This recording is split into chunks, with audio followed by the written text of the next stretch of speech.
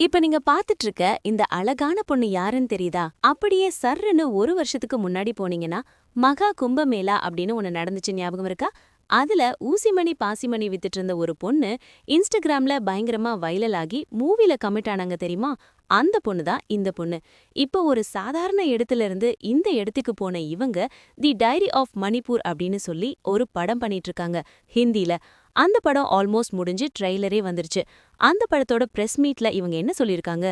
இந்த படத்துல கமிட் ஆகி கொஞ்ச நாள் நடிச்சு முடிச்சதுக்கு அப்புறம் என்னோட ஊரான பிரக்யாராஜ்க்கு திரும்ப போனேன். அந்த ஊர்ல ஊசி பாசி எல்லாம் வித்த சாதாரண பொண்ணுதானா. எனக்கு இப்படி ஒரு சான்ஸ் கிடைக்கும்னே சொல்லி கொஞ்சம் கூட எதிர்பார்க்கல. அப்படியும் எனக்கு கிடைச்சிருக்கு அப்படின்றப்போ என்னோட சமூகத்துக்கு ஏதாவது நான் செய்யணும், அவங்கள திருப்திப்படுத்தணும். அதுக்கு நான் என்ன பண்றது அப்படின்னு யோசிக்கிறப்போ மத்திய பிரதேஷ்ல கர்கோன் அப்படின்றது தான் என்னோட ஊர். என்னோட ஊர்ல இருக்க பெரும்பாலான பெண்கள் கல்வியில பின்தங்கியிருக்காங்க. அண்ட் என்னோட ஊர்லயும் பெருசா ஸ்கூல் எல்லாம் கிடையாது.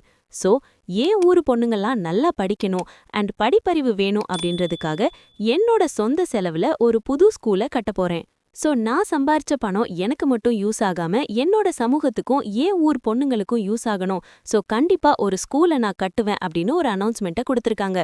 உண்மையிலேயே இது பாராட்டக்கூடிய விஷயம். ஏன்னா அந்த மாதிரி ஒரு கம்யூனிட்டில இருந்து போயிட்டு நான் படம் நடிக்க போறேன் அப்படின்னு சொன்னாலே ஒரு சிலர் நீ எல்லாம் படம் நடிக்க போறியா, அதுவும் நீ ஹீரோயினா அப்படின்னு சொல்லி அசிங்கப்படுத்தி கஷ்டப்படுத்துற ஒரு சமூகத்துல தான் நம்ம வாழ்ந்துட்டு இருக்கோம்.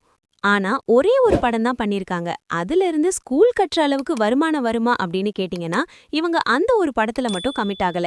நம்ம சவுத் இந்தியாலே 2 தெலுங்கு படம் அண்ட் ஒரு மலையாள படத்துல கமிட் ஆயிருக்காங்க. அண்ட் இந்த டைரி ஆஃப் மணிப்பூர்ன்ற படத்தை முடிச்சதுக்கு அப்புறம் இன்னொரு ஹிந்தி மூவிலையும் கமிட் ஆயிருக்காங்க. இது ஒரு நியூஸ்னு சொல்லி எதுக்காக நான் சொல்றேன் அப்படின்னு கேட்டீங்கன்னா, இன்னைக்கு இருக்க பெரிய பெரிய நடிகர்கள் அவங்களோட சொந்த ஊர்ல தான் சின்ன வயசுல வளர்ந்திருப்பாங்க. அந்த ஊருக்காக இவங்கள மாதிரி ஏதாவது ஒரு இனிஷியேட்டிவ் எடுத்து அந்த ஊர் மக்களுக்காக அவங்க நல்லது செஞ்சாங்கன்னு வச்சுக்கோங்களேன், அவங்கள பார்த்து நம்மளும் செய்வோம் அப்படின்னு சொல்லி ஒட்டுமொத்த இண்டஸ்ட்ரியில இருக்க குறைஞ்சபட்ச பேராவது யோசிப்பாங்க.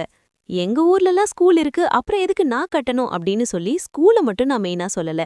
ஊருக்குள்ள ஏகப்பட்ட ஏரிகள் இருக்கும், அதுக்கு தூரு வாரலாம், மரம் நடலாம், இல்ல கஷ்டப்படுற குழந்தைங்களுக்கு ஃபீஸ் பே பண்ணலாம். சிவாஜி படத்துல வர மாதிரி ஹாஸ்பிட்டல் இல்லாத ஊருக்கு ஹாஸ்பிட்டல் கட்டி தரலாம். இந்த மாதிரி ஏதாவது ஒண்ணு அவங்களால முடிஞ்ச ஒரு சின்ன உதவியை பண்ணாங்கன்னு வச்சுக்கோங்களேன், அது அந்த ஊர் மக்களுக்கும் ஹெல்ப்ஃபுல்லா இருக்கும். நம்மளும் பண்ணலாம், உங்களால முடிஞ்சா மட்டும். இப்ப நீங்க சின்ன வயசுல பிறந்து வளர்ந்த ஊர்லாம் ஞாபகத்துக்கு வந்திருக்கும். எந்த ஊரு நீங்க அப்படின்னு சொல்லி கமெண்ட் செக்ஷன்ல சொல்லுங்க.